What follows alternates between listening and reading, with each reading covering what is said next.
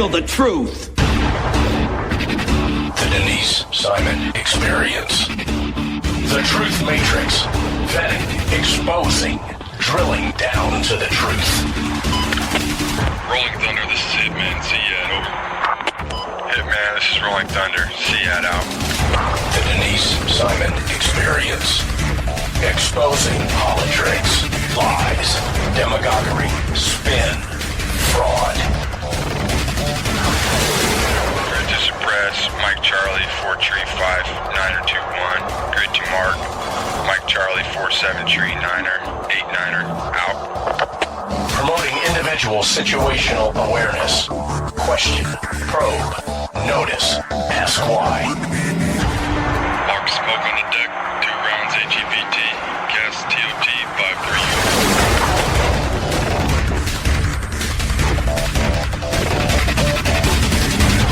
And now, the Denise Simon Experience.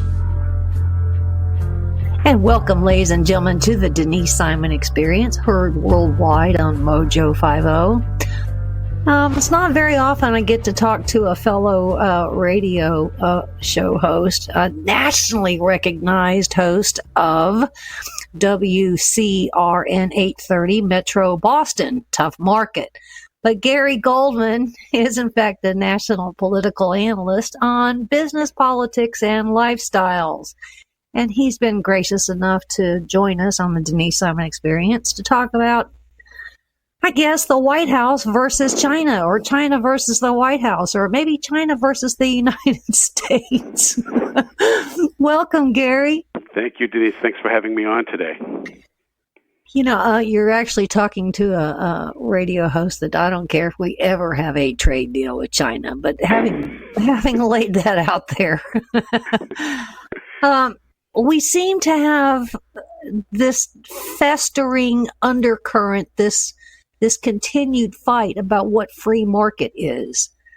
And when you get power type people like Tim Cook at Apple, who I think somewhat agrees with the free market, but only on his conditions, you know, it's a conditional thing, then it complicates the whole free enterprise, free market system. Is that right, Gary? Oh, it certainly does. And, you know, look at everyone, I think, took out of context the president's conversation with Tim Cook the other day when he said he was listening to him. Donald Trump is not going to base his foreign trade policy on Apple Computer and Tim Cook. There's no doubt about that. But Donald Trump is smart enough to, you know, listen to the situation. Tim Cook made a decision, or even prior to him, to do business with China. And he's had about, 3 years now to realize that the president is serious about equalizing the trade process. And he continued to make deals with China, though, you know, Apple is looking at other countries to expand to. Right. Hopefully some of those countries are the United States. I'm not sure how much of that manufacturing, quote unquote, we will get, but I think that's part of the president's plan here. So he's been doing business with a country that he knows is you know, there's an imbalance in the trade, and he knows this new administration is not happy with that, but he continued to do it. Now he's sort of up against the wall because the president did decide to hold off a bit on the next round of tariffs, but I'm not sure how much longer the president is going to hold on. Listen, especially when I listened to him, read something that he said last night, and he's just, you know, at some point he's going to pull the trigger, and those that are doing business with, you know, China are going to have some problems on their own, you know, income statements and balance sheet. And when you read about Tim Cook and you read about the impact on the average iPhone, $30, there's no reason we should be having this discussion because, you know, when I read articles that say Apple is going to pick up some of the cost of that, well, they should pick up some of the cost of that because, look, I'm a free market guy, but when you're just trying to minimize the cost to the company and not really worrying about the consumer, you're making a lot of money. You have to adjust your financials, and you and your investors have to understand that. That's the risk you took doing business with China. And there's no way that, like I said earlier, that I believe that the president is going to change his foreign policy based on Apple Computer. Well, I don't either. And, you know, there was once a time where Apple had more cash on their balance sheet than the federal government. Right. I don't know how long ago that was, 5 or 6 years ago, maybe longer. Time flies when you're in the middle of chaos. But having said that, because Apple is certainly a technology company, but they're also not stupid either. They're very, very wealthy, and this is not a new rodeo for Tim Cook. So, not just in the last 3 years, essentially, of Trump, when he's been talking about unfair trading practices between the United States and China, but we can go all the way back. I would say a couple of decades. Right. In dealing with China, which has given Tim Cook and Google, and we can go on down the list of companies, U.S. companies have done business with China, that maybe they ought to be looking elsewhere. There was a time where everything was made in China, but before that was made in Japan. And then there was a little bit of a bump to made in Sri Lanka or made in Taiwan or made in somewhere else. But now the landscape's changed here a little bit. So help me, Gary, why isn't, because of the, labor landscape across the globe, that we aren't earnestly looking at other countries because of intelligence theft, agricultural theft by China, that they wouldn't want us, these companies like Apple wouldn't want to move someplace else anyway. But Denise, and that's very well put, because I ponder that same thought on a regular basis, and my conclusion is the deal's a little better than they're allowing us to, they're allowing us to believe. Yeah. And it's much better than they're allowing us to believe, because they've had the opportunity to look at other countries. Like I said, now they're looking at India. I think they're looking at Vietnam and several other countries. But why haven't they done this well in advance? Maybe they did, focus on it for a little bit of time, but they stayed in China for a reason, because the deal's been really, really good. And the other part of this, Apple makes a considerable amount of money on its service end of the business. The subscriptions, this new Apple Pay. And a lot of that is done in the United States of America, but it's not a big job-producing part of it. So when they talk about the financial impact on the company for these tariffs, it's really laughable, because, again, even if they had to absorb the $30 phone, the supplemental money, Denise, that they make off of that phone, again, just iTunes alone, more than, it takes over for that $30, quote-unquote, loss that they're claiming they would be making. I kind of want to put my hands on my hips and stomp my feet, because, we have the U.S. Chamber of Commerce. We've had a U.S. trade representative for years. And so when it comes to, let me complicate the discussion here. When it comes to the immigration crisis that we have, we had an influx, obviously, from Mexico, but now we get it from the triangle countries of Guatemala, Honduras, and El Salvador, that the U.S. trade representatives, the U.S. Chamber, didn't start to reach out to some of these larger corporations that are doing business offshore and say, we're about to have, we pay these people to be this smart and strategic. We're about to have a problem here with these countries that are in meltdowns. We got a pile of them in Africa. We got a pile of them in Asia. And we got a pile of them in South America, that we could have headed off some of this insurgency. So this isn't all about just Donald Trump versus President Xi, right? No, there is what Donald Trump has done is opened our eyes to many of these problems. Yes. That many of the past administrations, both let's call it the way it is, Democrat, Republican, sort of glossed over and made us think everything was fine and dandy. We're having talks with them, while at the same time they were doing what they do best. They kicked the can down the road. They put up this facade like we're dealing with things. They knew at some point these things were going to implode on us, and that's exactly what's happening now. So it's the current president, that's telling us, look, we have this problem, and we could name, like you said, a number of different countries, and we have to deal with it. But you're right. Look, at the U.S. Chamber of Commerce is starting to remind me of the UN doing nothing all the time. I got to be honest with you. And again, it's God it's help just, us. It's the way they know of the problem, and what are they worried about? They're fighting about, just bringing people into this country for, lower labor costs. Let's open the border. That's not how you solve this problem, because the impact on this country on so many different facets is going to be enormous if we allow this craziness to go on. But, they knew about it, just like you said.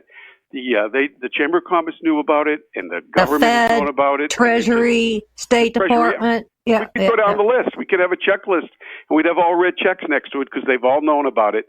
And that was their fear of having someone like Donald Trump in office, because they knew that he was or is going to expose everything. And I think the American people some days are in awe at what they're hearing.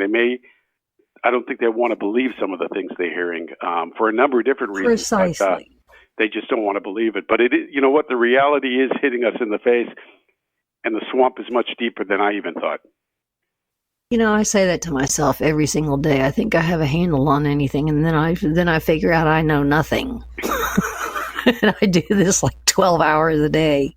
Yeah, and it's amazing, when you'd hear some of these stories, whether it was the chamber or whether it was some politician telling us something, and about other countries or the problems with China and the espionage, and they'd be sort of glossing over it. And I'd say to myself, that just doesn't sound right. That can't be the case. And now we're finding out, and in a number of situations, it was not the case. They were playing us, and we've got a lot of fixing to do very quickly because it's not going to get better. Well, and that's right. I don't know when it was. It was 60 Minutes or, one of those shows, probably 10 or 15 years ago, there was a whole segment on Huawei and how bad it was then. Right. Are we really, gosh, Gary, are we really that slow, or we just have, government just lives in the moment. We'll just deal with it, whatever in the moment. I think it's a combination, but I think the government's problem is become we spend too much time looking behind us, trying to turn your head and walk forward. You're all over the place. Instead of being proactive and looking forward. Look, to be successful in business and life in general, you have to be proactive. You have to be looking out ahead of you. You can't be worrying about everything that happened in the past.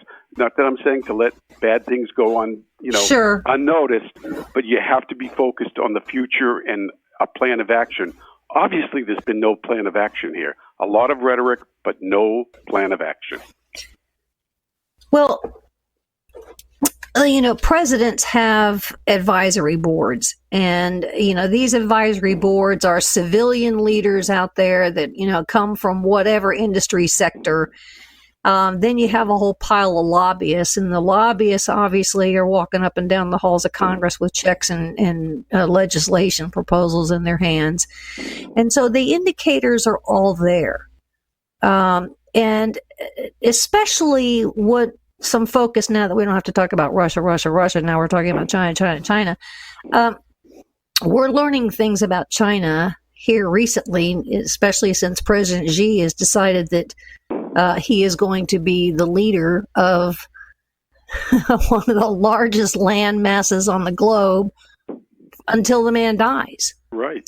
So now we have a Hong Kong problem, because Hong Kong has said, hey, we're independent and we want all independence. We don't want a quasi-independence, or we don't want to be sucked back into your, communist snare here. And then I'm going to complicate, I don't know what I'm asking you here, but we're going to complicate the matter with the fact that at one point the Obama administration did an Asia pivot, and then they unpivoted. So there are a lot of things in play, and everything's quite complicated. How do we uncomplicate it all? I'm not sure. First of all, it's not that easy, because there's a part of me that honestly believes. I mean, this thing the situation in Hong Kong, I think, is interesting, and it's concerning because it can go either way. It can, work out in their favor, or it could become a violent mess and make Tiananmen Square look tame. I really believe that. But with that said, I often wonder, Denise, if the Chinese government was to move troops in there and slaughter people, how long the world would be outraged for before they'd want to do business with them again. Or Tim Cook moves out immediately. Right.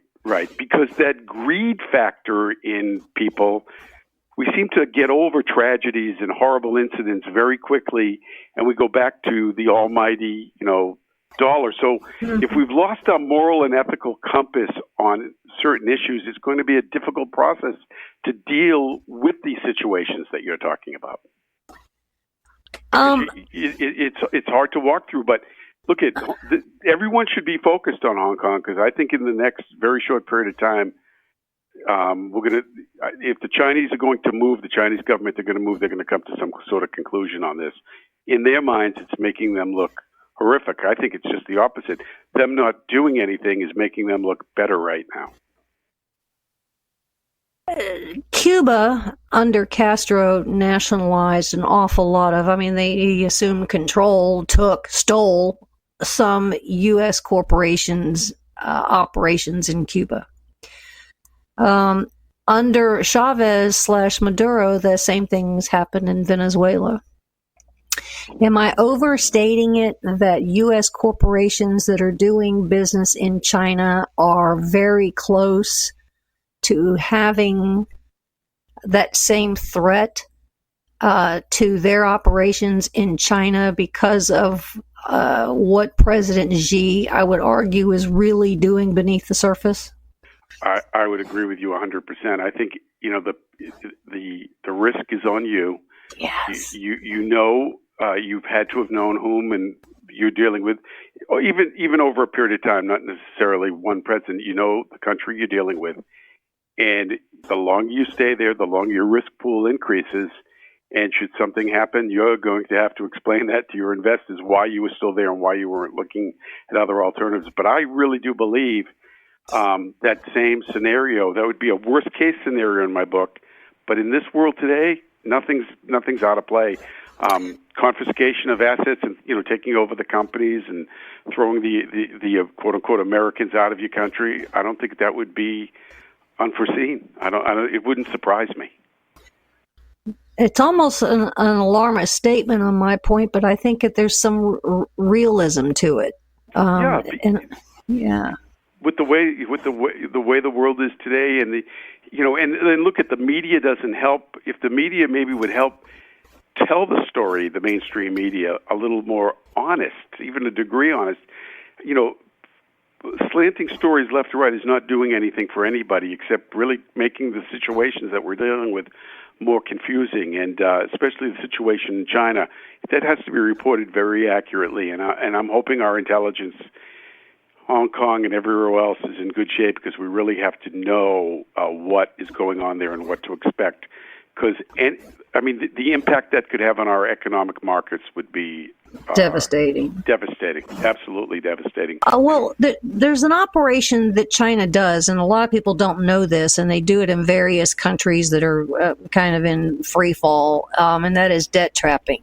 So they'll go into, some smaller country that Guatemala or Honduras or Ecuador, and say, hey, we know that you're in trouble, so we're going to loan you this money, we're going to build this, and then you just pay us back when you can. They can't pay it back because obviously the country is financially unstable. So what happens that it's almost like extortion, that China has extorted these countries, and then they end up owning a part of it. So that is, I think, a largest indicator that you could end up with some real issues for the Apples doing business in China's of the world.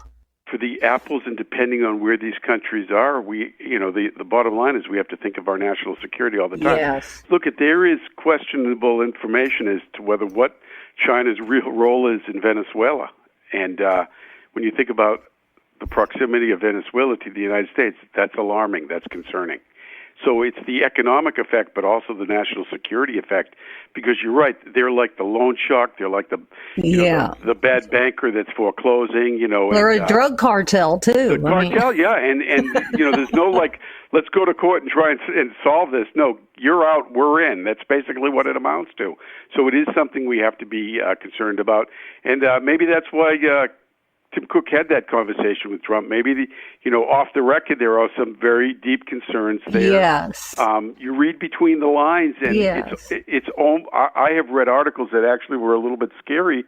Where the article insinuates the Chinese government has threatened American companies. Yes. If you try to pull out, we know where you are. Basically, we know where you are, and we know where your families are. That's very concerning. Gary, certainly nice to have you here on the Denise Simon Experience. This is a fascinating, conversation that we're having, and I hope that the listeners you and I have kind of given them some other things to think about when it comes to, I guess, critical thinking, strategic chess moves here that are going on between the United States and China, and I would argue really any other country. So the conversations that Secretary of State Mike Pompeo is having is probably, wouldn't you like to be a fly on the wall? But one big man. Not nice chatting with you, Mr. Gary Goldman, who is the nationally recognized radio host over at WCRN 830 Metro Boston, our national political analyst. Thanks for being with us, and come back. I will. Thank you, and have a wonderful day. All right, thank you. More coming your way, ladies and gentlemen. Stay with us.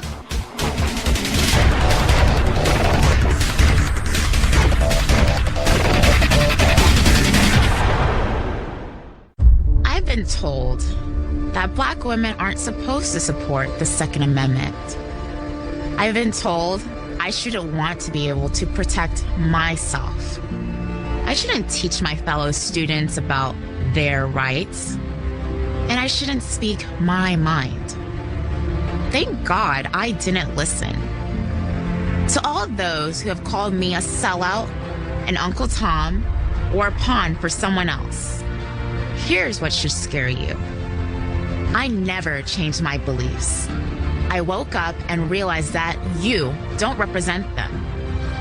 You don't speak for me, and you don't think for me. I am not the victim you need me to be. And I'm talking to more women like me every single day. I'm the National Rifle Association of America, and I'm freedom's safest place.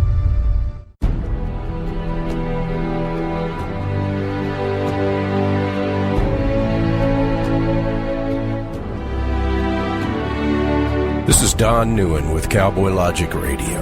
And if you don't go to bed every night absolutely fatigued from trying to restore America from the destruction that is taking place, then you're simply not doing enough. Join me Tuesday nights, 9 o'clock.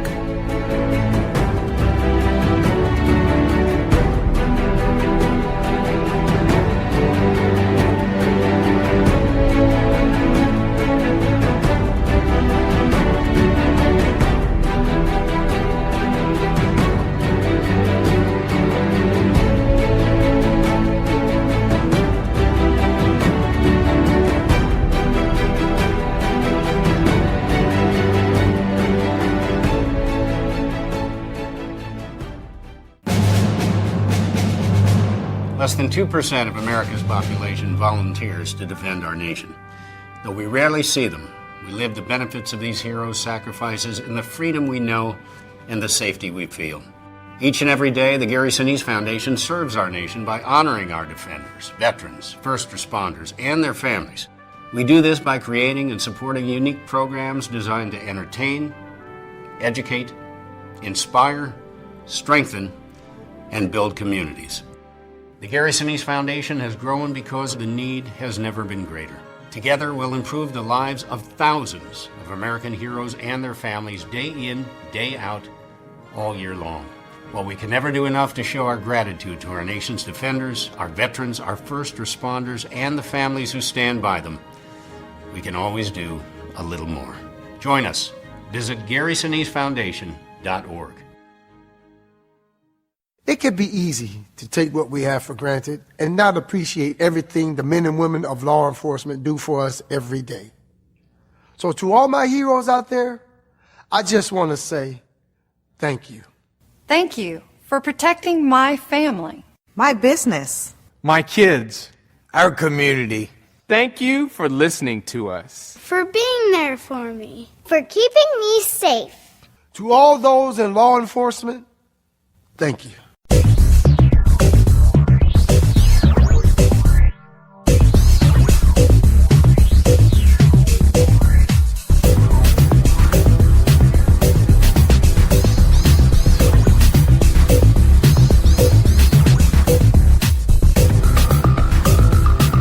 And welcome back, ladies and gentlemen, to the Denise Simon Experience. You know, and I generally don't get personal radio interviews, but there are two people that I always want to sit next to just one time in my life. One is a head football coach, so I can see a football game through the eyes of a coach and see why plays are what they are. And the other's person is a very experienced attorney, because when cases come up, there's always more to the story, and I want to be able to think or hear what a legal mind has to say. So the next best thing is I have John O'Connor with us. And John is a former U.S. Deputy District Attorney from Northern California. He has been involved in some amazing cases, least of which was, I would say, Deep Throat, otherwise known as Mark Felt. And he has just authored a book titled Postgate, which, by the way, the timing of the release of this book is amazing because it comes out in November. So Santa Claus can bring it to any of you if you'll pre-order it. Mr. John, thanks so much for being with us on the Denise Simon Experience. It's great to be here, Denise. Yeah. John, based on what we know about your book so far and the summary on Postgate, it almost sounds like it is designed to be a template for where we ought to be looking today when it comes to the pillars of power in Washington, D.C., which I would argue the Washington Post has become a pillar of power. Is that overstating it? No, as a matter of fact, that's really what Watergate was all about at the end of the day, was enshrining journalists as power players. In the past, it wasn't so, but now journalists are, in that case, played in movies by Robert Redford and Dustin Hoffman, and winning Pulitzer Prizes, and more important, being seen in that case as a president killer, really. So I think that's what we have now. I think we have a situation in which the media are big players, but at the same time, of all the institutions in our society, Denise, the media are the ones that are not accountable. They always talk about holding people accountable. Let's hold politicians, let's hold businessmen, let's hold movie stars, let's hold athletes. Everybody's accountable except for one entity, and that's the media itself, which is out there crowning kings and queens and dethroning people who are kings and queens, and they see themselves that way. And that's why this book, I think, is real important, because it gives you a template as to what happened in probably the most significant scandal, maybe, I don't want to, at the risk of being melodramatic, of world history, certainly American history. Is that too much of a statement? No, I don't think so. Hey,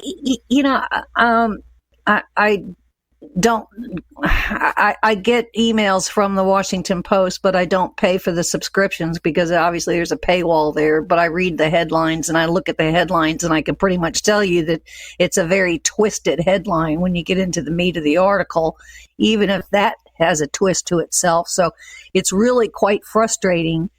And John, with all the radio interviews that I do and all the articles that I publish, I always determine that there's more to a story. And you are here to tell us that that is absolutely the case.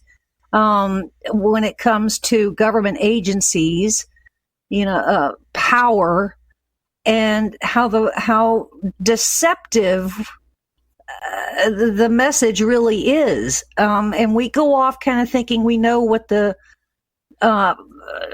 story's about. So then you have public opinion. Because we're told what the public opinion should be by the Washington Post or the New York Times, and then we come to find out we don't have it right at all. Well, right. And think about it, Denise. So much of telling the truth, so to speak, involves selection of facts. And if you decide that you're going to select only facts that favor one side of the coin and not the other, you may literally get some facts correct. But in essence, by then spinning the facts you've revealed as concluding the matter, then you're really lying. It's concealing, it's being deceptive, whatever word you want to use. Mm-hmm. The best analogy I can give your audience is this. I go into court often, and when I go into court and present facts to a judge or a jury, or both, I know that if I misstate something or omit something, my opponent is right there. Sometimes I have 5 opponents. They're going to jump up and they're going to shove that down my throat if I misstate something. Now, there can be legitimate disagreements as to what the facts mean, and that's what we're there for. But I think, now, what would be the tendency if a lawyer were to come into court alone with no opposition? Well, the natural tendency is to tell the jury and the judge just the facts you kind of like, and sort of ignore those inconvenient, pesky facts. And it was a lawyer, John Adams, who said, facts are stubborn things. And Abraham Lincoln said it too. He was a trial lawyer. You can't fool all the people all the time. But when you don't have an opponent, when there's nobody there to check you, when there's nobody there to say, oh, wait a second, now you guys didn't say this, you didn't say that. Now you have the recipe for deceiving your readers. Now, on top of that, now let's put an overlay on top of that. If your motive and your soul is pure, then maybe you don't need to slant the facts one way. But if you think that your job as a, quote, investigative journalist, unquote, is to go get somebody, to target somebody, to go smear somebody, and that's really what happened after Watergate without saying it. So now if you think if that's your job, then you're certainly going to select those facts that kill your opponent, so to speak. And I'm using the words analogously, not literally, but that's what the situation is. And so everyone who writes an article now thinks they're being an investigative journalist and therefore can slant the facts their way. And rather than just the old-fashioned whatever happened to who, what, where, when, how, and why, that's what reporters are supposed to do, and let the readers make the decision. But that's not what we've got now. And it all comes from Watergate, by the way, in which this very thing happened. And that's what I go into. I say, if we can get fooled in Watergate when the whole world is watching, we can get fooled at anything. You wrote Postgate, I'm guessing out of some real frustrations, because there was certainly more to tell, and some of the culprits. So you are going down kind of a checkbox of the items that were left out, that were slanted or twisted, and it's almost as though you're doing us a public service in this book, Postgate, because if you understand all things, and we clearly don't, and you're helping us with Watergate, then we get to view Washington, D.C. in a very different, realist condition today, correct? Absolutely. And I did not start out wanting to write a book. As a matter of fact, I didn't want to write any books. I'm a lawyer, and when I had written a book before just because I had to for the Felt family, and I wasn't getting paid for it. But I noticed when I went to a bookstore to talk or whatever, I noticed that everybody there that had their books to peddle was either married to a very rich man or woman, or was on on tenure track at a college, or was retired from the Army or government. So it's not a way to make money. I didn't do anything to make money. But in my first book, which was just a little book about Mark Felt, I noticed that my publisher got very antsy when I wanted to talk about certain aspects of Watergate that in my research I uncovered. And I realized that I got real curious about the sensitivity. My publisher was owned by the Washington Post, or at least controlled by the Washington Post. And it got me curious. And I kept digging, and I'm just a very curious person. That's how I got into this deep throat thing in the first place years and years ago. And now I got curious about whether or not there was more to this story in terms of the journalistic aspect of this. And I started researching just really on my own, and I thought maybe, Denise, that after I researched this, I might have a cute magazine article that I could write for somebody. And when I really looked into it, I went, my Lord, this is really something. And, I practice law. I work 10 hours a day, and I really don't often have the time. So I wrote this book in my spare time, at the weekends at the coffee shop, and here and there on vacation. And so it took me some years to do it. Every now and then I took a few weeks off and really get into it. But it's really an amazing tale. And it just so happens that by the time I finally give birth to this elephant, it's right at a time when we really need it, when we've just finished this Russian collusion thing. They were trying, if you talk about what I say in the book about this Watergate being a template for all other scandals, that's exactly what was happening here. People tried to shoehorn everything that happened into the next Watergate. And once again, as in Watergate, there wasn't going to be conviction of the president for the underlying crime. They're going to try to get him on a cover-up, a vast cover-up. And that's exactly, and it was that all over again. And as a matter of fact, I think John Dean was just testifying before Congress that, boy, this is another Watergate. Isn't that right?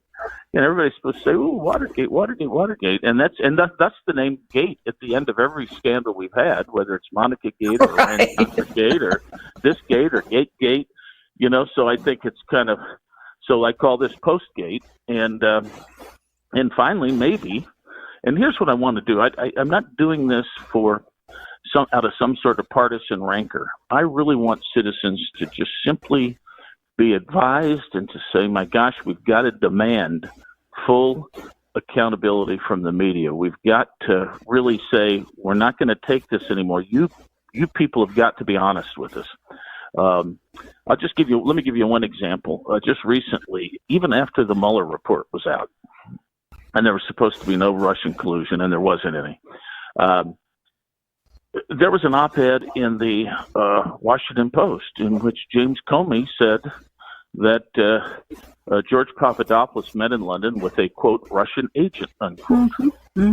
Well, the Russian agent was Joseph Mifsud. Mifsud, was put in there, it appears, by Western intelligence. And if your 12-year-old went on the internet for 5 minutes, you would find that Joseph Mifsud is close as anything with Claire Smith, her teaching colleague at Link University in Rome. And Claire Smith is the chief security vetter for British intelligence. She's the person that's out there that can tell whether somebody's good, bad, or indifferent, a foreign spy, whatever. I think it's pretty clear that if Joseph Mifsud is working for anybody, it's British intelligence or Western intelligence, and he's not a Russian. I don't think Claire Smith is teaching with a secret Russian agent. And if she were, and if he was one, he wouldn't advertise it to the world. I'm Joseph Mifsud, by the way. I'm a Russian agent, and James Comey can tell by looking at this billboard.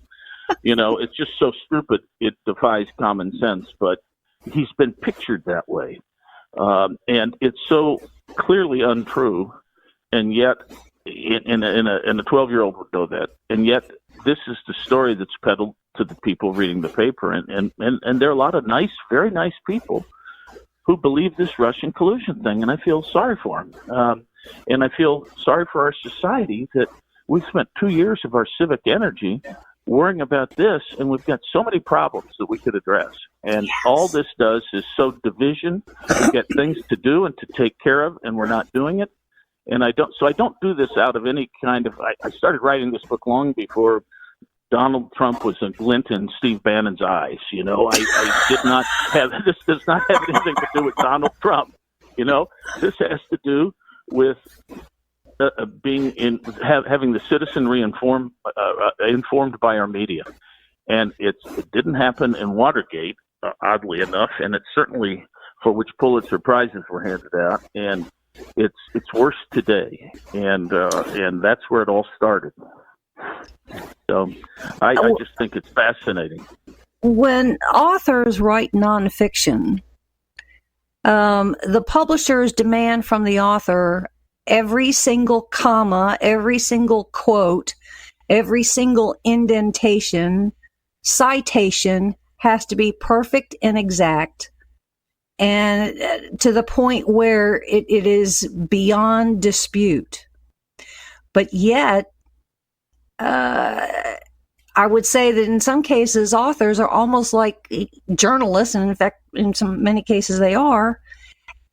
But in media, there isn't that exacting demand.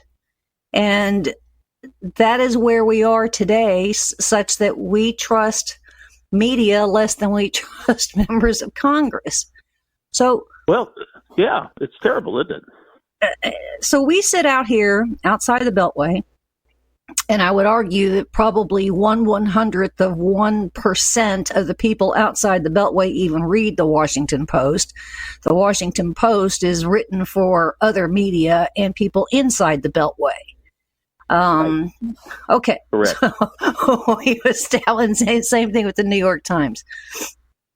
So here we are. We are lost out here. We see this headline and we think, we have to deal with this, we have to deal with that. And media is really cheating not only us, but they're cheating themselves, because there could be some other topic, some other scandal outside of Russiagate that would, if they did their work, would be just as powerful. Right, John? Oh, absolutely. Absolutely. You think about it and this has been going on for some years now. Think about Newt Gingrich getting questioned in one of the debates years ago when John King came up with something. And when Newt Gingrich started railing against him for this journalism foolishness, the crowd erupted in applause. And you will see this time and time again. People out there are not dumb. They know that the media are pursuing their agenda. They still hunger for the real story, but they know this whole thing is being slandered, and it doesn't do anybody any good. Meanwhile, I'll give you a good example. We have candidates now running around talking about how we have to spend $2 trillion a year to fight climate change. We have to get rid of fossil fuels. Radical changes in the fabric of Western society. Now, I think this is a discussion we've got to have, but do you ever see? All you hear is these candidates saying, "Oh, it's an existential threat." If you say existential, it makes you sound like you're smart. It's existential threat. I don't think these guys who are talking about this know anything about climate change, but there are real issues to grapple with and studies to look at on both sides of the fence. But the best ones, and I've read maybe 20. I do my own research on things. I've read maybe 20 climate change books, and I think it would be good for the populace if some of these studies and put in regular common man's English. We should be telling people what these studies say. Now, I suspect that the media doesn't want to do that because there, in fact, is a very, very the best evidence from what I can see, is that the climate sensitivity, while it is there, carbon dioxide does have some effect on the warming of the planet, but there's so many other factors that are much bigger, and CO2 itself is a fairly minor one. And at least according to the empirical studies, the best, and we're just really beginning them with satellite measurements and these other things, and not climate modeling, not a computer model, but actually empirical data. And I'm not saying I'm not closing the books. I think all these things are very much alive and open.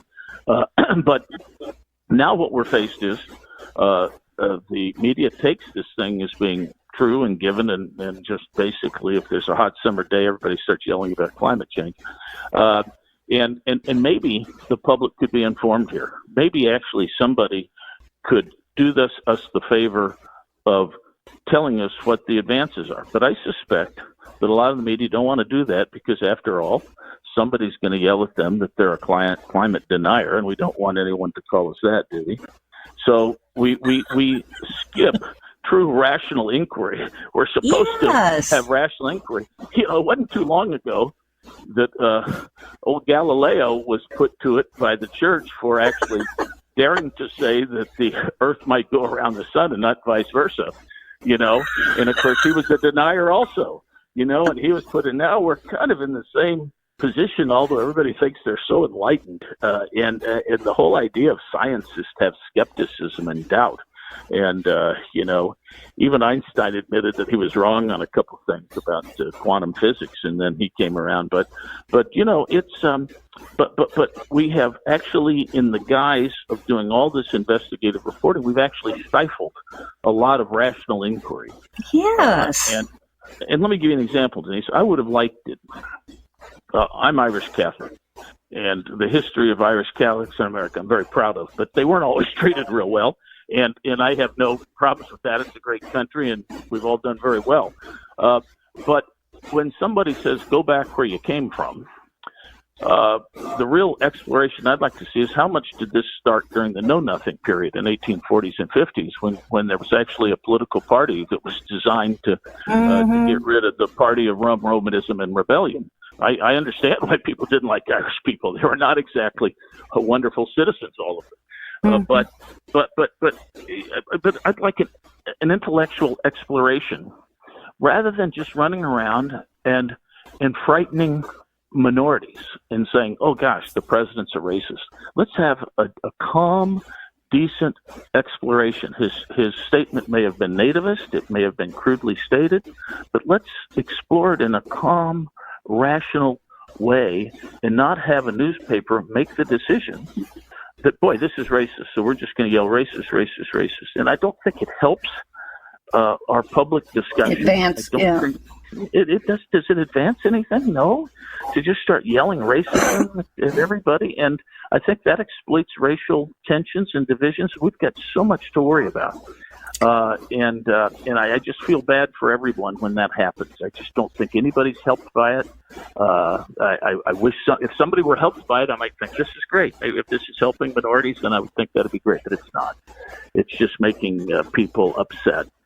And so, when are we going to get to the position where the media is trying to inform us of facts? Because they can do that service, especially in a complicated internet world. The Post and the Times can collate all this information. They've got very bright people and try to tell us both sides of an issue, but that's not happening. So anyway, I explored that in my book and talk about how that did not happen in Watergate. Indeed so. And I think one of the more significant, most recent scandals, if you will, beyond Russiagate was the Kavanaugh hearings and where all that went and the role that the New York Times and the Washington Post played there. The mobilization was of anti-Kavanaugh confirmation of factions was remarkable. Right. It was the Watergate playbook, and you try to stir up enough emotion, and everybody stampedes against somebody. And it is really, when you read the old political philosophers, they were always worried about mob rule. The mobs are emotional, and you can get mobs going. Well, there are people out there that understand there's a mob psychology, and you can get it going. Let me give you a fact in the Kavanaugh hearings. I wrote a little bit about this. Every now and then I write an op-ed about the way things are reported and not reported. And in the Kavanaugh hearings, Christine Blasey Ford, I think she had read Mike Judge's book, Kavanaugh's buddy, and knew that he worked at the Safeway. So all of a sudden she decided maybe she had visited the Safeway and seen Mike Judge. And in order to bolster, and then the question might arise, well, why did you go to the Safeway if you knew the terrible Mike Judge was going to be there right after you supposedly were attacked? And the answer was, well, I went in the second door because I thought that I would avoid Mike Judge. And lo and behold, I ran into him anyway. Now, the problem with that story was that the second door did not exist at the time this happened. There was a second door later on that Christine Blasey Ford could have seen later on, and when she went back to look at the Safeway, but it wasn't there at the time. Now, she made a big deal of that. That was a very specific part of her testimony. Mm-hmm. Yet in things like this, and this is just part of it, and there are other, she was, she gave various statements whether this happened when she was 15 or 16 or whatever age it was. She gave originally she gave a much different age, and all sorts of things, but the media did not do a good job of exploring those things and exploring how this happened. And so that we out there could say, she may truthfully believe what she said. She's been through therapy and had some memory of something that she recovered. And I don't discount people with recovered memories. I just don't know that they're always going to be right on the details. And I think in this case, events conspired to make sure that she remembered this the way people wanted it. But she was suggested to remember. Yeah, that's right. Exactly. After you're around lawyers for a few weeks in an office, by gosh, your memory gets real clear about things. Isn't that the case? I wonder if I've ever seen that in my life, So I do think that the media should be there to be a counterweight to that process that you and I just talked about. What is the process here, and is it likely that these things are accurate? But we were not helped. The media did not help us here because they didn't want to help us. No, no, they don't. I'm so anxious for your book to do well, and the title of the book is Postgate. You can pre-order it on Amazon.com. It goes back and takes a long look at all things Watergate, Washington Post, and the twisted truths on how they are reported and omissions of truth. I think that's the biggest part of my frustration is the omission of facts. That's right. I have to look at things all the time, and I go, something's wrong here. And quite frankly, I learned that in the O.J. Simpson trial. What is not there, who's missing, what is not said, what got thrown out. And so there's some of those details are bigger than, some parts of the case itself. But ladies and gentlemen, this is a book about Watergate. Again, it was the Nixon administration cover-up of the break-in. And John Dean. Yeah. Well, yeah, Denise, and God knows if I'm doing this for the money, I'm a fool because I'm sort of way in the red over the last 17 years of me doing this, and it's not, and it means I have to work a little harder in my practice. But so but I would tell your audience, I would love them to pre-order this thing. And all I would do if I ever actually made money on it was probably put it into doing some more research on this same topic. But so I'm not doing it really truly for financial gain, but I am very frankly wanting the message to get out so that people say, yes, I hear the facts. I know them. I know what happened in Watergate, and I can solidly say that I've got this in this book, and now I'm going to use this as a basis to demand accountability from the media. That's really my purpose here. Thank you, Mr. John O'Connor, author of Postgate, for joining us on the Denise Simon Experience. Fascinating conversation. Ladies and gentlemen, there's more coming your way on the Denise Simon Experience, heard worldwide on Mojo 50.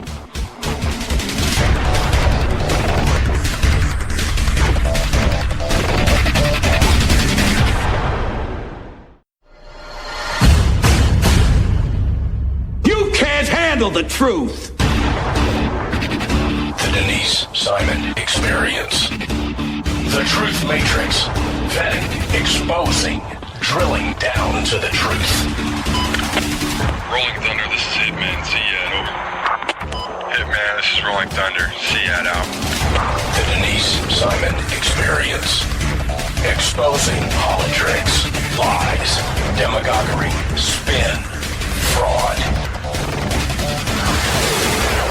Suppress, Mike Charlie, 435 921, good to Mark, Mike Charlie, 47 tree 9er, 89er, out. Promoting individual situational awareness. Question, probe, Notice. Ask why. Mark smoke on the deck. 2 rounds AGPT. Gas TOT 53. And now, the Denise Simon Experience. And welcome back, ladies and gentlemen, to the Denise Simon Experience. Inconvenient facts. Facts are funny things. They just sort of sit out there and you can't undo them. But I got the distinct pleasure of having Gregory Wrightstone with us, who is the author of Inconvenient Facts, the science that Al Gore doesn't want you to know. And you can find his great work, his great book over on where? Amazon.com. So with that, welcome, Mr. Gregory, to the Denise Simon Experience. Oh, great. Thanks for having me on. Okay, we're in saturation mode. Saturation mode, to the point where we can't get by a day without at least 4 or 5 headlines that says that we're in an apocalypse. And yeah, it's... And we all ought to be over it. I get it. I'm all over it, and I get inundated every day with new stuff. Oh yeah. There's a term I see on the summary. It says Thermageddon. I loved that one. Thermageddon. Yeah. Okay. So probably the most topical thing. I just wrote a recent commentary on the El Paso shooter and his radical environmentalism. If you'd like to start there, because that's. I think it's something. And his manifesto? Yes. Yeah, I think it's something the mainstream media has completely missed. And, well, they want to. Yeah, and it's he's very much fully aligned with this radical environmental idea of this Malthusian idea of overpopulation, and so he aligns closely with people like the Unabomber and the Christchurch, New Zealand shooter. Mm-hmm. If you recall, he's the one that shot and killed 51 Muslim worshippers in Christchurch, New Zealand. And in the New Zealand shooter's manifesto, he called himself an eco-fascist multiple times in his manifesto. And the El Paso shooter referenced how much he admired that guy so much. Yeah. And so it's really there's no doubt the El Paso shooter was a supremacist, a white supremacist. He hated immigrants. It permeates the whole manifesto he wrote. But underlying it all is this eco-fascism, they call it. It's extreme environmentalism, and it's when he talks about the anti-immigrant, he called it a Hispanic invasion of Texas. Mm-hmm. He wanted to set up territories. He proposes territories set up across the United States, one for each race. So this guy's, he holds views that I've never heard before. But when we look at his perverse environmentalism, I'll just read a couple, with your permission, a couple lines that he wrote in his. Yeah. I think your listeners need to hear this. He said, "The American lifestyle affords its citizens an incredible quality of life. However, our lifestyle is destroying the environment of our country. Decimation of the environment is creating a massive burden." Then he went on to say, "Y'all are just too stubborn to change your lifestyle. So the next logical step is to decrease the number of people in America using resources. If we can get rid of enough people, then our way of life can become more sustainable." So this radical environmentalism is really, I believe, what drove him to the killings. And I get that you can read in between the lines here. He thought that the immigrants coming into the country were harming America and the environment worse than the other people that were here. But I don't know anyone or ever talked with anyone that had immigration views like this guy or white supremacy views. But I know a lot of people that have the same radical environmentalist views as this guy carried. And we've got people, when you're being told that the earth is going to end in 10 or 12 years, that's going to be radicalizing some people. There are people calling for people like me to be jailed or worse. And then you've got, we see even some of the well-known people out there. For example, Sir David Attenborough, he said, "We are a plague on the earth," referring to humanity. And Prince Charles, multiple times now, he has stated if he's going to be reincarnated, he wants to come back as a deadly virus in order to contribute something to solve overpopulation. So it's these radical guys, and we really haven't heard that.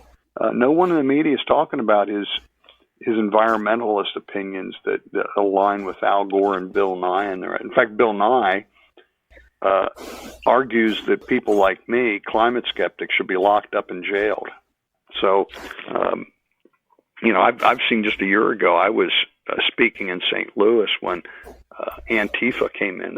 They got into the room and came after me, and the police were right on them immediately. But I've confronted these people, and I'm going back out there in a couple of weeks to speak again. So, in fact, even John Christie at the University of Alabama, Huntsville, a year and a half ago on Earth Day, the morning of Earth Day, 7 shots were fired into his office before the Earth Day protest march. So, people can be radicalized by this climate alarmism.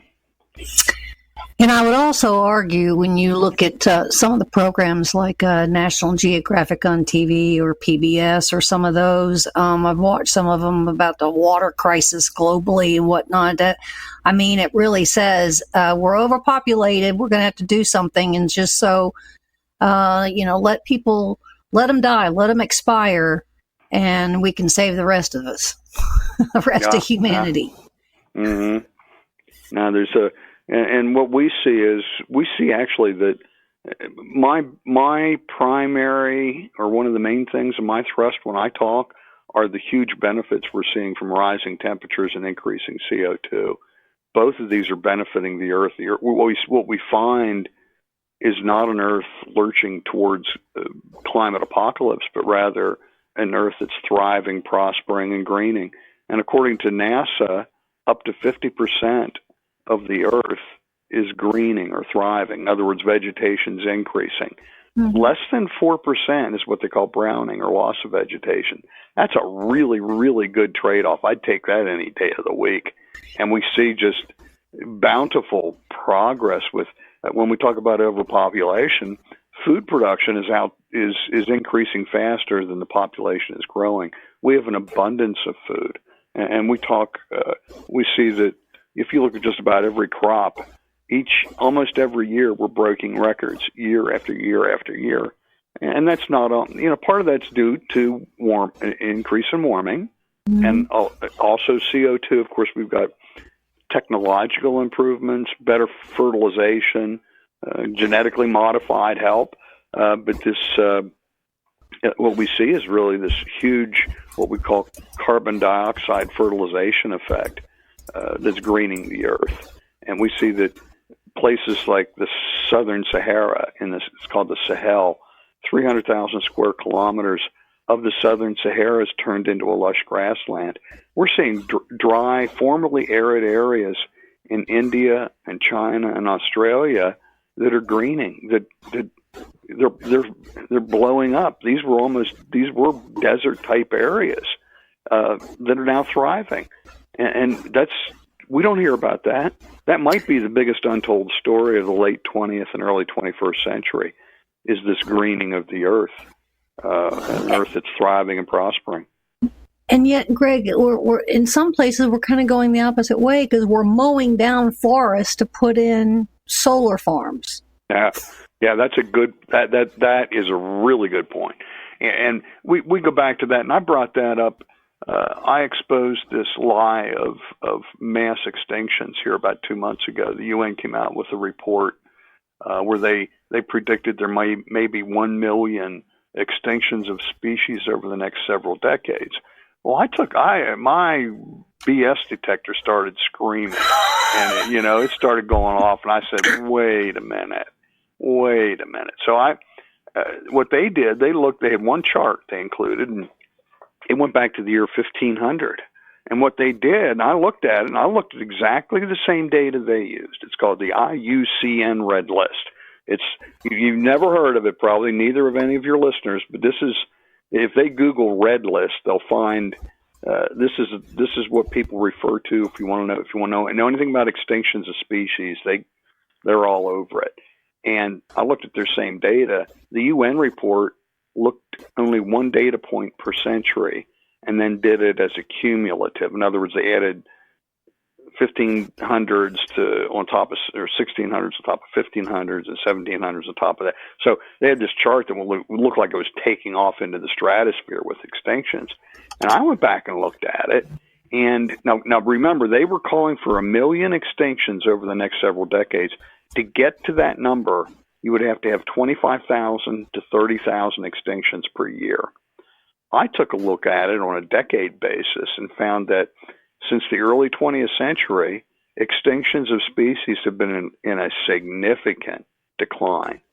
They were declining, completely opposite of what the UN report stated, because they're trying to sow fear.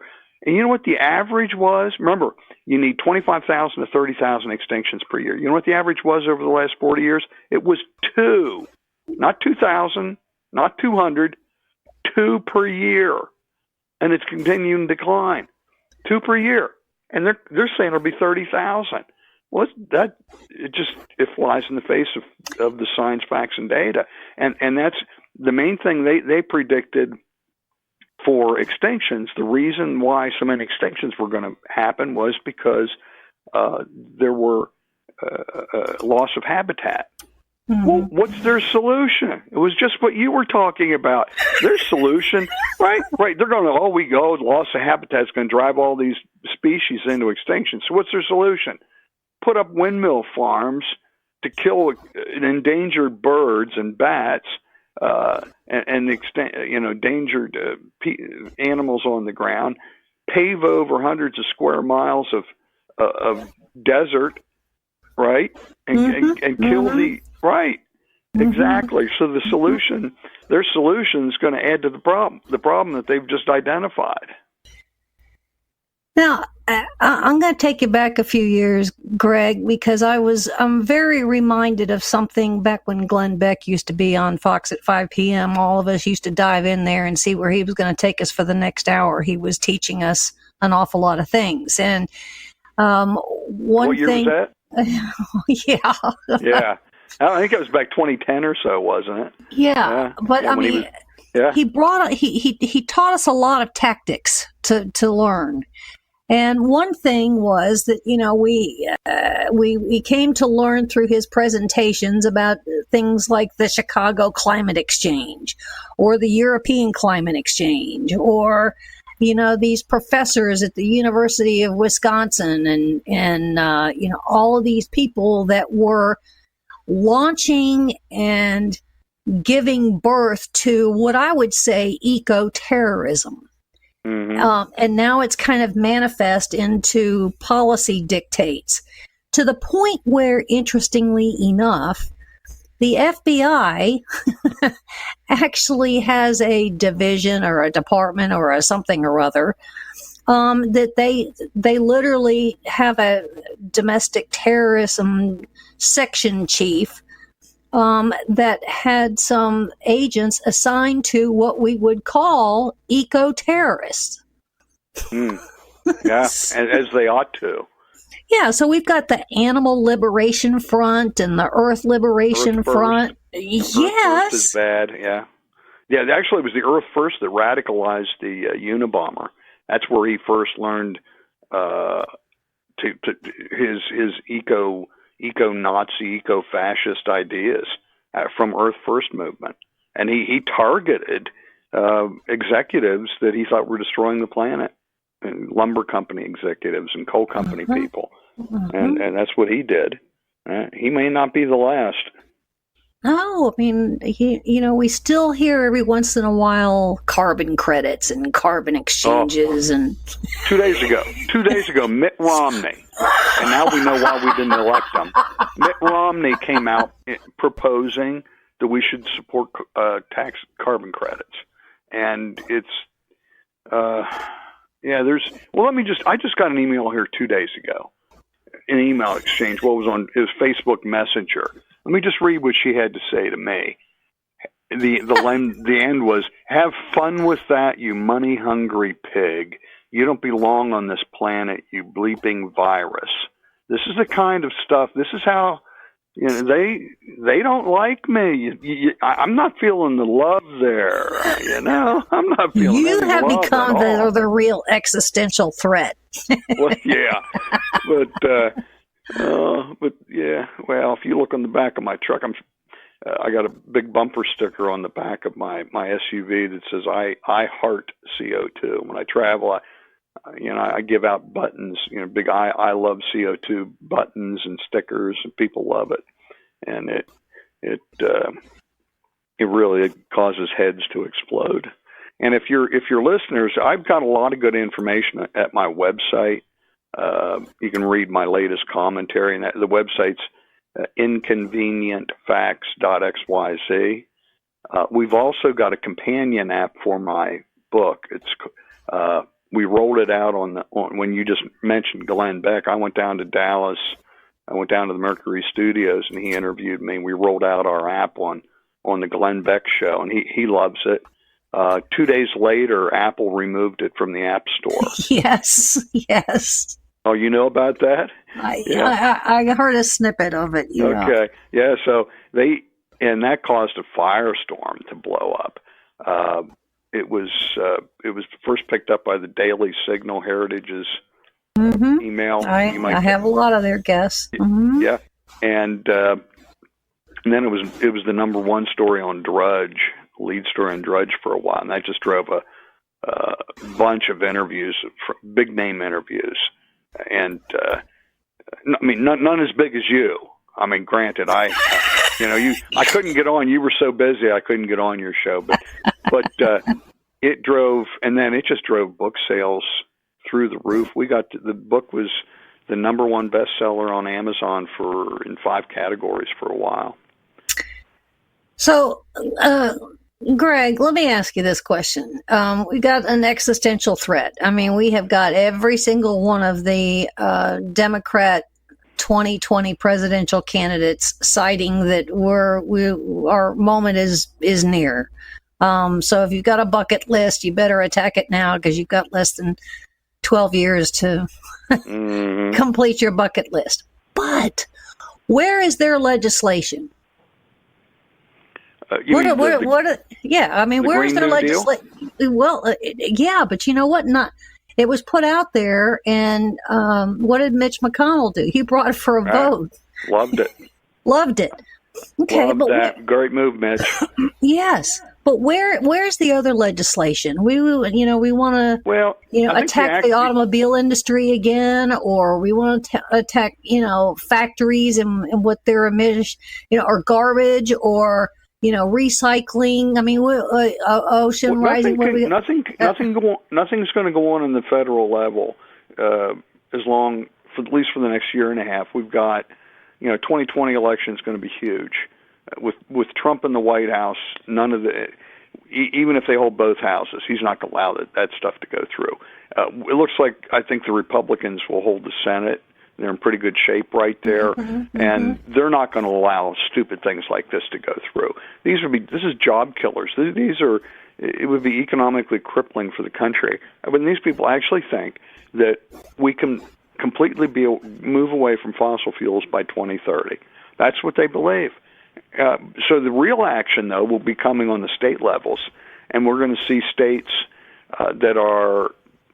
We saw it in Oregon.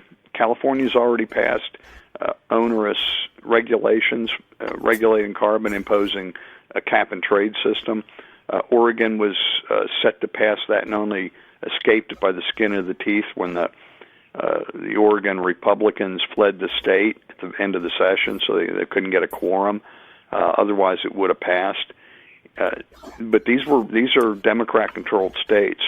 I'm talking to you from Pennsylvania, where we have a radical left-wing pro-environmental governor, but both houses are held by the Senate and House are held by Republicans, and they're. In fact, I've testified to both the House and the Senate here in Pennsylvania on climate change. So, but the action's going to come. But our governor, other Northeast governors are all proposing what they're calling climate action plans. Most states across the United States have some version of this that's under consideration. I think we're going to see things done on the state level. And again, if you go, no matter what state your listeners are in, if they go to my website, inconvenientfacts.xyz, I have a page devoted. It's called MAGIC, MAGICC. It's for the I don't know what an acronym is. But what I've done there is I've looked at each state and calculated using the Intergovernmental Panel on Climate Change's own numbers. I've calculated if each state reduced its emissions by 100%, how much temperature rise would be averted. And it's a powerful tool just to show you when somebody, if your listener is in Idaho or Ohio or Arkansas, they can go, oh, well, if we reduce our emissions by 100% here in Arkansas, it'll lead to, 1/1000th of a degree Fahrenheit of temperature rise that would be averted by 2050. And you have to look at that. How many jobs lost is 1/1000th of a degree Fahrenheit worth? Because it's even below, you can't even measure temperatures that tiny. And that just gives you an idea of that. And I've had a lot of people that got back with me, and they said they've used that when they write letters to the editor.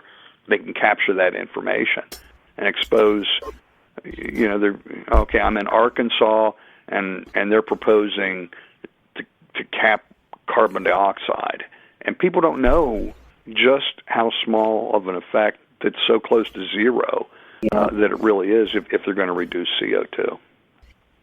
Well, in your travels, I want you to tell me what happened to the $500 million that Obama gave to his climate change project. Because I haven't seen any accounting on that one, and I would like an inspector general to give me some kind of report on what we got for $500 million. Even if it was spent, did it go into a slush fund? Did it go over to the United Nations? Did it go to some kind of pack of czars that he assigned? Yeah, you got me on that. Okay, well, in your spare time, Mr. Craig, you have no that's idea a lot how of money. busy Yeah. I am. Yeah, I know. I'm saying it in jest. I've got some videos. The videos I've created that we did are pretty cool. And if your listeners are going to look at any, just one, they really have to see one that's pretty interesting. Again, at my webpage, there's one I did on the witch hunts of the late Middle Ages in Europe, and related those to. Do we have a few minutes here? Because this is fascinating. I got about a minute, so talk fast. Okay.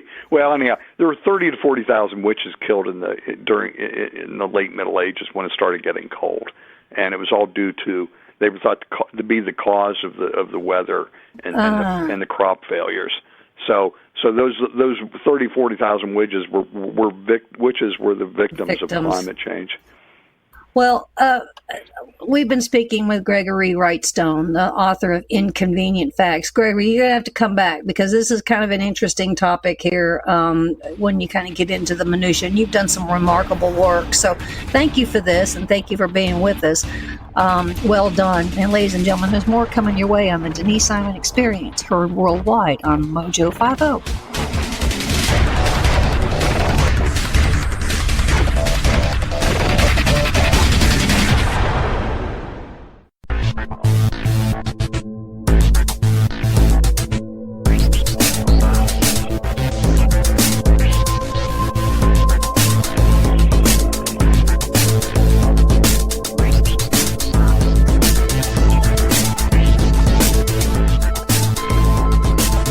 Welcome back, ladies and gentlemen, to the Denise Simon Experience, heard worldwide on Mojo 50. I've got the distinct pleasure of having Dan Perkins with us. I've actually read some of his work, and I'm very pleased that he has been gracious enough to be with us. He's a nationally recognized expert on foreign policy with a particular emphasis on energy as an investment advisor over 40 years. And his work can be found on the Daily Caller and Newsmax and over at The Hill. And on top of all that, I think he's written a trilogy of books. And so Dan has been gracious enough to be with us because we want to talk about Israel. It just seems to be a topic that after decades doesn't go away. Welcome, Mr. Dan Perkins. Good morning, and thank you for having me. Let me start off, I guess, this way, because we've got these organizations here in the United States, the Anti-Defamation League and the Zionists of America and so forth. And then we got counter organizations like BDS, Boycott, Divest, and Sanction. And we just seem to have this little pocket of, I don't know, it's more than just a burr under our saddle when it comes to things with Israel. I think it's a manufactured thing that, some of like the Palestinians have created that will just go on forever. Is that about right, Dan? Sure. Yes, but it's not. It's important to understand, for your audience to understand, this is not just in America.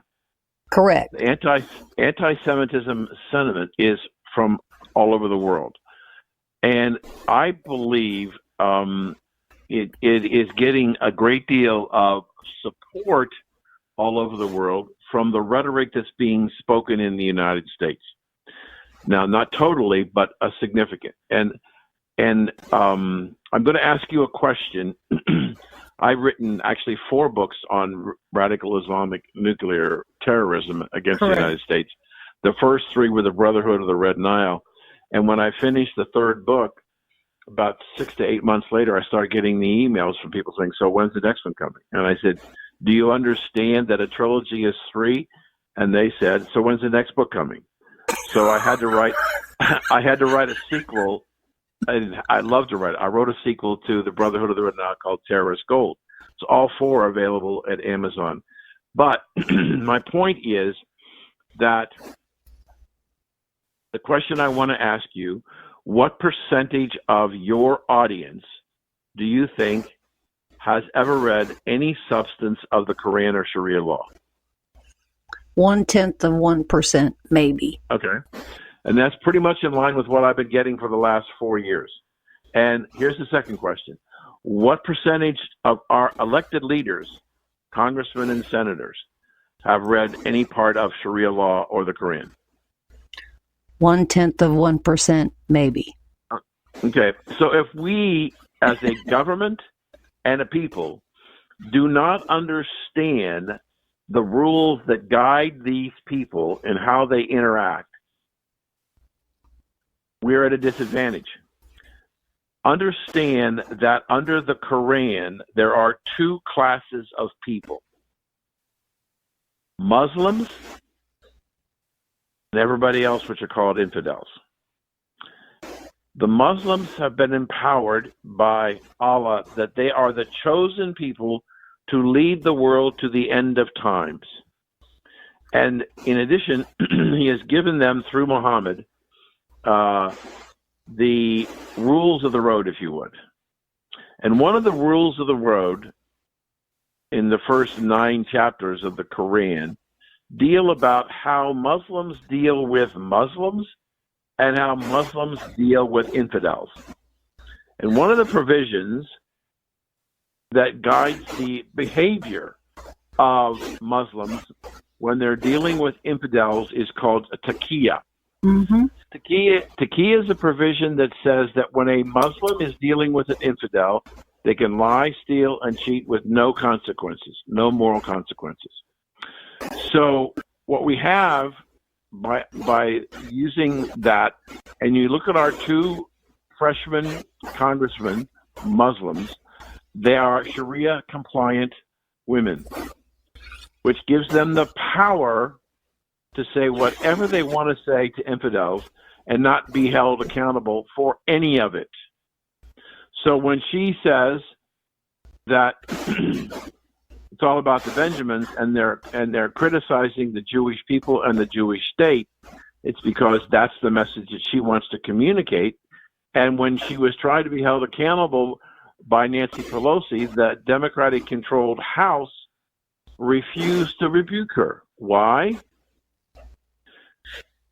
Democrats do not fear Republicans, but Democrats clearly fear Muslims. Because, see, Muslims, if they don't like you and you don't do what they want you to do, they can kill you with no consequences under Sharia. So what we have is these two women who are the catalyst out of the group of four, the squad so-called, that has taken control of the Democratic Party. I mean, I'm sure you've seen the stories where AOC is now considered the Speaker of the House because the press says she has so much power and influence over what's happening. So what this whole anti-Semitism issue is about the growing power of Muslims in the United States and around the world. Dan, I've had several guests on the Denise Simon Experience, and we've had these talks, when it comes to the Sunnis and the Shiites and, the histories and all of these kinds of things. But it certainly is clear that when it comes to BDS, boycott, divest, and sanction, and with the protests that we have on college campuses, and with these two freshman Congress women, Omar and Tlaib, that there's actually been some kind of a earnest movement, I would argue, that is really the second of the Holy Land Foundation operation. I think this has been very coordinated, possibly even with Jeremy Corbyn in Britain. I think it's very coordinated as far as the timeline is concerned. So the fact that these two congresswomen chose not to go on the travel delegation to Israel and they wanted to go on their own tells me that they were told, don't join that one, and you need to do this on your own. And because they're allied with some other rather nefarious organizations. I think there's money and agenda. Oh, there's no question about that. And the other reason why they wanted to do it on their own is they would control 100% of the spotlight. Correct. If they went in the congressional delegation, I think there were 40 congressmen, both Democrats and Republicans, who went on this tour in August. They would have had to share the spotlight with the other Congress people, and that things that they might want to say that were detrimental to our relationship with Israel would have been overshadowed or at least counterbalanced by the other people. So going there on their own gave them. But you mentioned something which I think is very important for your audience. There are two factions here in the Muslim theology. It's not a religion, but the theology, the way of life, Shia and Sunni. Now, the Sunni represents about 85% of the population, and the largest physical country would be, in terms of population, would be Saudi Arabia. The Shias, which is only about 15% of the population, and I've written about this, and you can see my commentary on this whole problem at danperkins.guru, which is my website. The problem here is that the Sunnis are in control of 85% of the theology. The Shias are at 15%. They want to take over the leadership role in the Middle East, away from Saudi Arabia, through Iran, and it's all about control of power and influence in the Middle East. The problem that they're having, and this is a reaction to Donald Trump, the withdrawal out of the nuclear agreement with Iran and the sanctions that have basically shut down the oil industry in Iran is creating tremendous political problems for the Ayatollahs in Iran, which run the country. And so they're doing everything they can to distract the people away from the real problems to try and blame America and the rest of the world. And these two young women who are spokespeople for the radical Muslim left are the ones that are leading the charge, and other people around the world are picking up what they're doing. I think there's been an awful lot of help coming out of UNRWA too, which is the exclusive division of the United Nations that is designed to protect, air quote, Palestinians. And yet there's very little discussion, Dan, when it comes to how Palestinians came to be in the territories. And it's kind of like once you put a statement out there and you let it sit out there and then you grow on that statement for decades, then it becomes truth. When in fact, I would argue it's not truth at all. Right. And so we have a history problem here. We have a factual history distortion that has yet to be corrected or debated.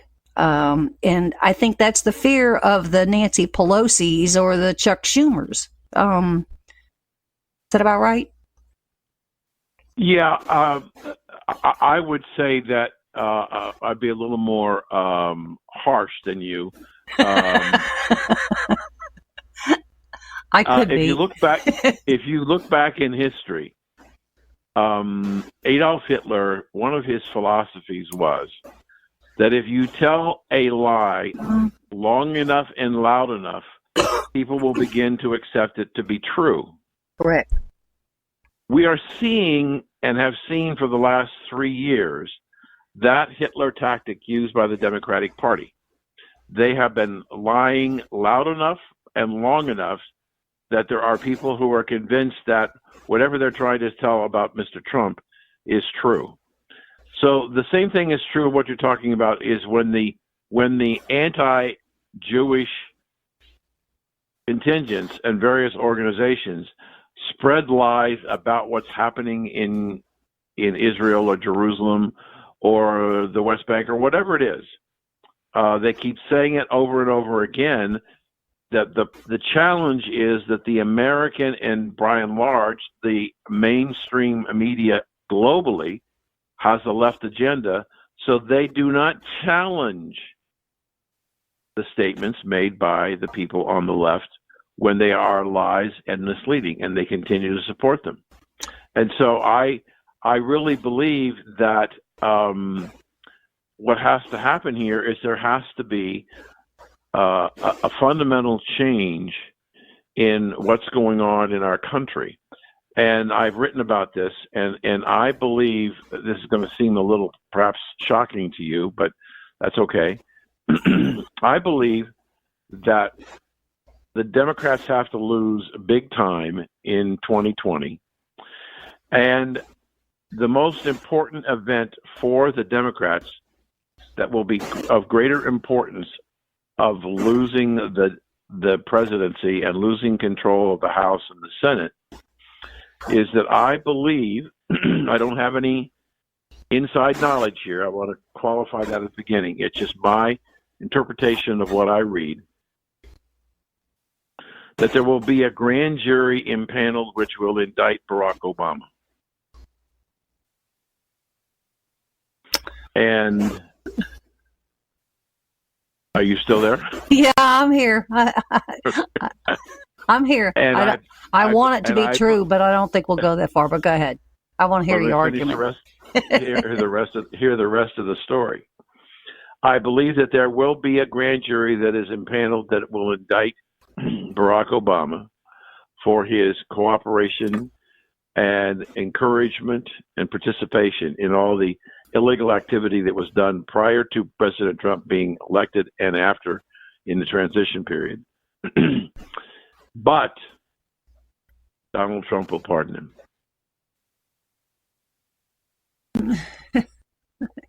Okay.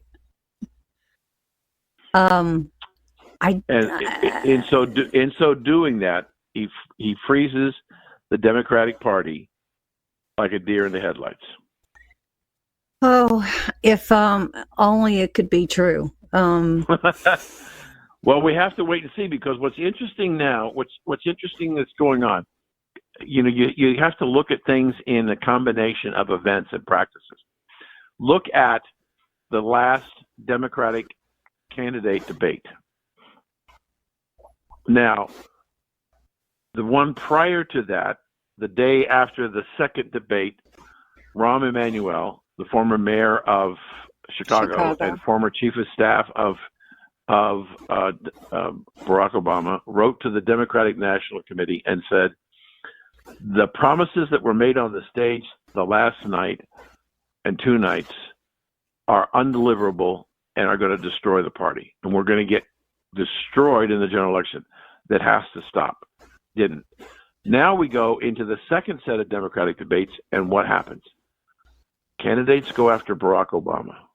Rahm Emanuel comes out again with a letter saying, you can't attack the most popular president in the history of this country. You can't do that. They are doing it. So that means now, in addition, more and more commentators are beginning to ask the Nixon question. What did Barack Obama know? When did he know it? And what did he do about it?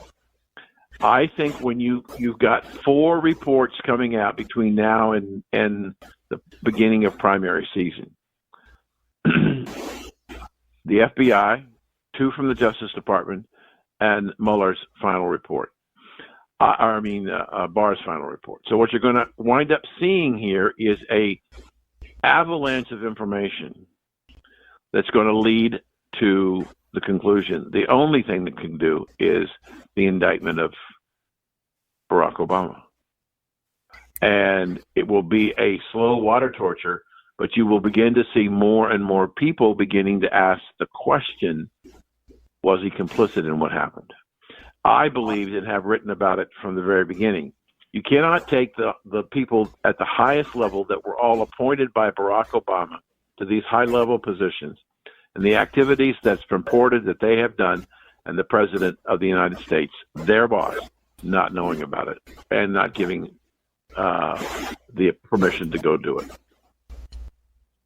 I don't disagree. I think that what we will come to learn will be rather shocking. And that term shocking is probably the understatement of the last couple of decades.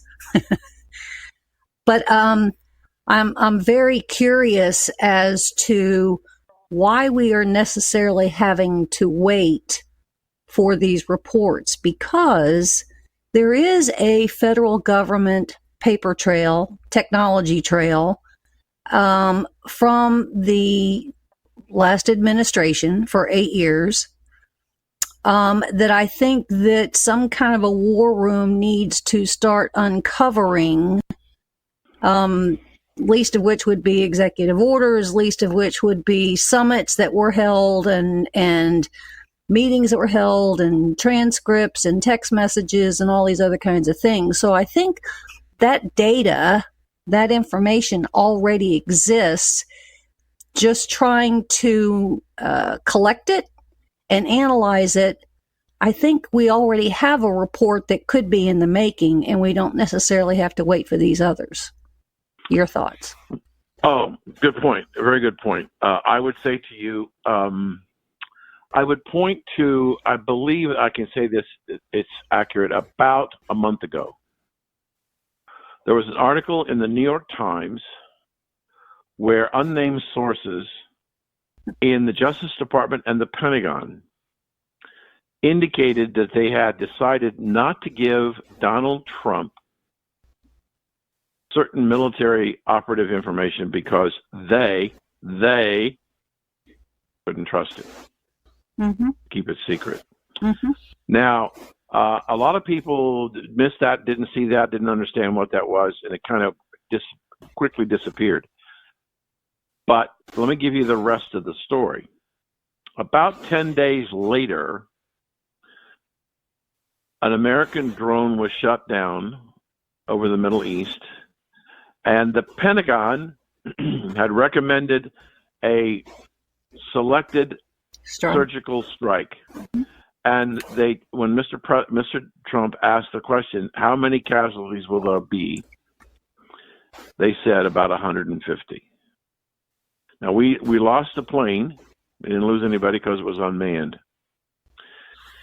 Mr. Trump was very aware what had been reported in the New York Times 10 days before.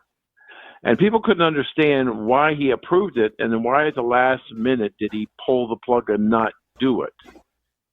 Because the message he wanted to send to the deep state, still in place in justice and the military, the Department of Defense, I'm the commander in chief and I make the decisions, not you. Mm-hmm. Mm-hmm. So your reason why your stuff is not coming out is on the schedule that you would like it to be. I believe that the Attorney General is in fact fighting the deep state that has control of the FBI and the Justice Department.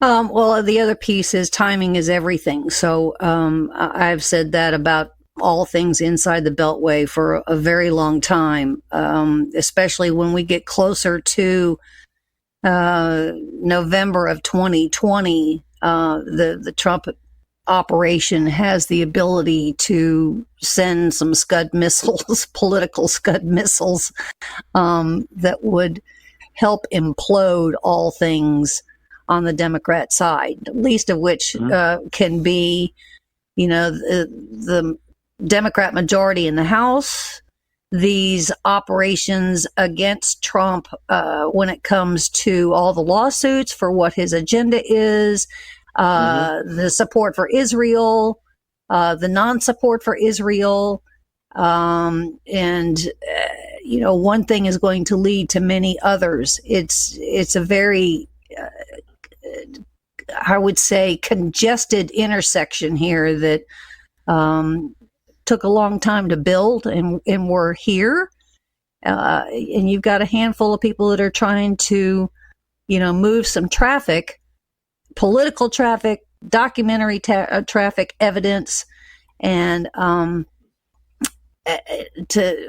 for we people out here outside of the Beltway that don't read the New York Times and don't read the Washington Post, we just get the benefit of headlines often that are way out of context.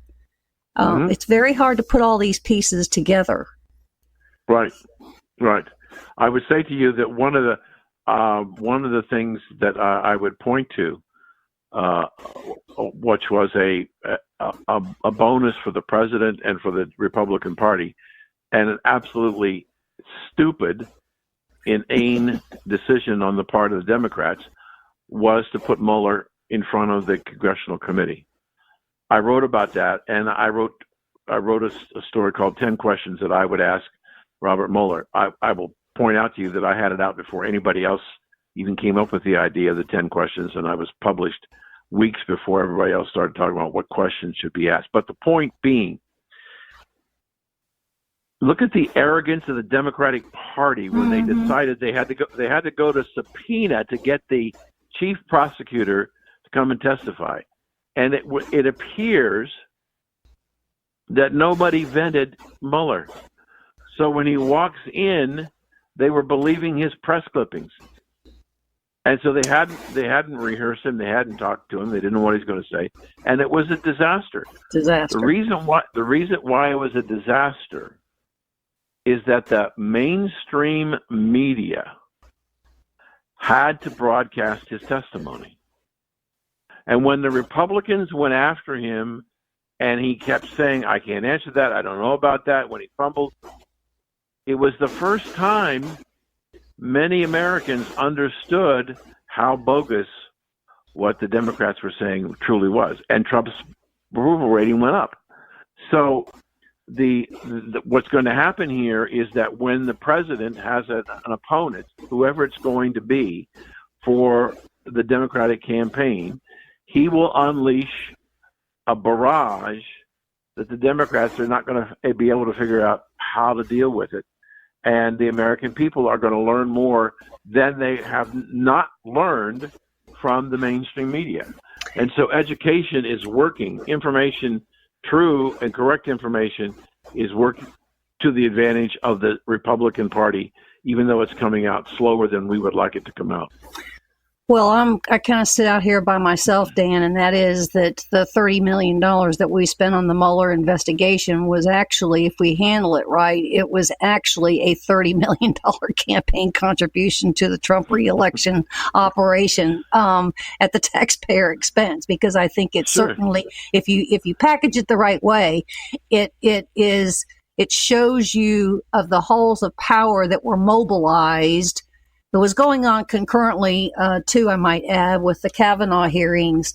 And I truly believe that if they say it right, that and Trump's reelection team handles it right, that it really paid for itself, and it played right into the Trump operation. So if you go back and look at his testimony, video of his testimony, can you imagine how many clips you could do for television commercials? Precisely right. Yeah, that was actually priceless. Well, Dan, it's been a real pleasure having this discussion with you. I think there remains an awful lot to be seen on where the Democrats go with all things Israel, where the Democrats go with all things re-election, and control of Congress. So, here we sit out here in a wait and see mode.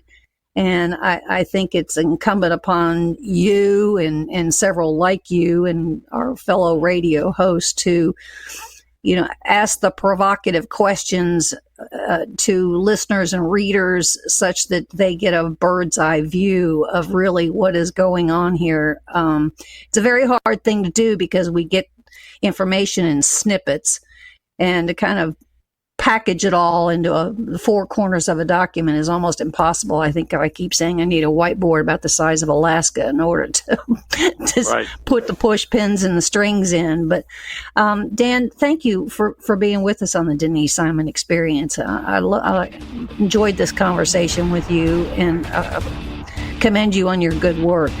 And ladies and gentlemen, there's more coming your way on the Denise Simon Experience, heard worldwide on Mojo 50.